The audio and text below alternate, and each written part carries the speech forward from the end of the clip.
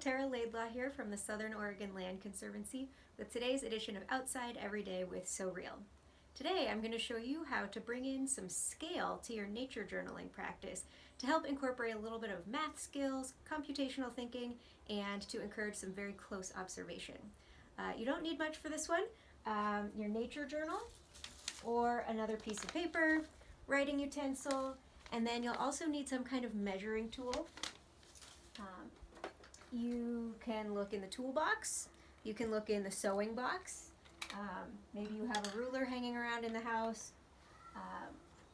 or you might even find a tiny little ruler in your planner, never know, but any ruler will do the job. So when you're sketching with scale, that helps you understand how things of different sizes on your page compare in the real world. So I looked at this bush right here this morning and I did a couple different sketches, and I'll show these to you right here. So you can see I've got 3 different scales going in these pictures. This one is really zoomed out and I was more focused on the shape of the bush. I was curious about which direction the leaves were facing, but you can see that there's not a lot of detail. This one is super duper zoomed in, and I'm gonna grab the thing that this is a drawing of.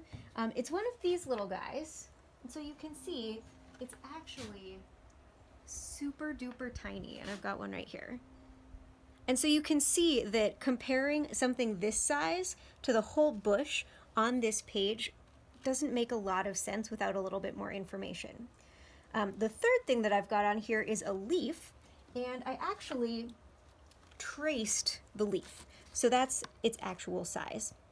So how can we convey that we've got these different scales happening all on one page in such a way that when you look at this, you can understand how these different items compare with each other in the real world? So that's when we get our measuring tool. And I'll start by measuring the height of this bush. And this is going to be an estimation. That's okay. So I don't know, like, it might be a little bit tricky to figure out, but let's say that that's about the top. It's hard because we can't quite get directly to the base of the bush. But that's about the top. That looks like that's at about the bottom, maybe a little bit higher up. So we'll call that 48 inches. See, not an exact science necessarily.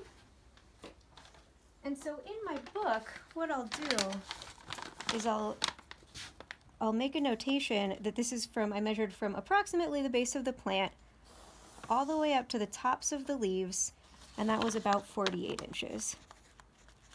And so now already we've got a little bit more information so that if I'm looking at this book in a week or a month or a year, I have a better sense for what this is actually representing. Now my teeny tiny little seed thing, or pod, I don't even know what this is. So how long is that? Gosh, that's not even 1/4 of an inch. It's like, yeah, it's probably 3/16 of an inch. And so again, I'll come into my book, and I measured from the bottom, to the top, 3/16 of an inch. Using inches is a great way to practice fractions also. Not the most intuitive mathematical system, but good for practicing your fractions.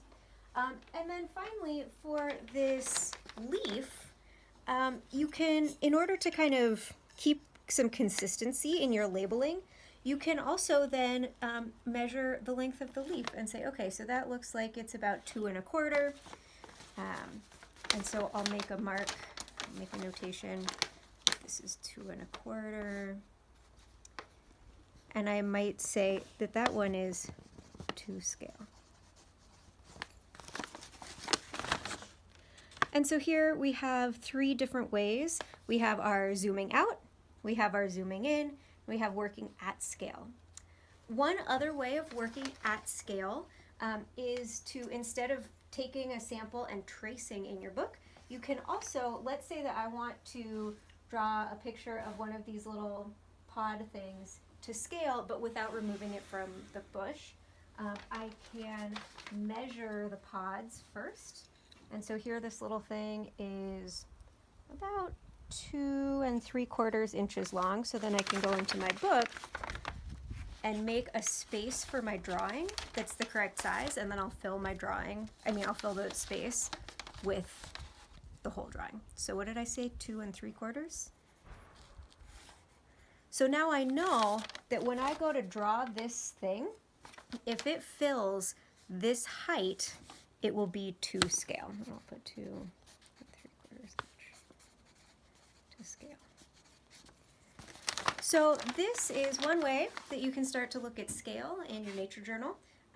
Again, zooming in, zooming out, working at scale. And so I encourage you to give this a try. Even if you don't have a plant outside that's catching your interest, you can even practice this indoors with stuff that you find around the house. So give it a try, see how your scale goes, and use that as a tool as you continue with your nature journaling practice.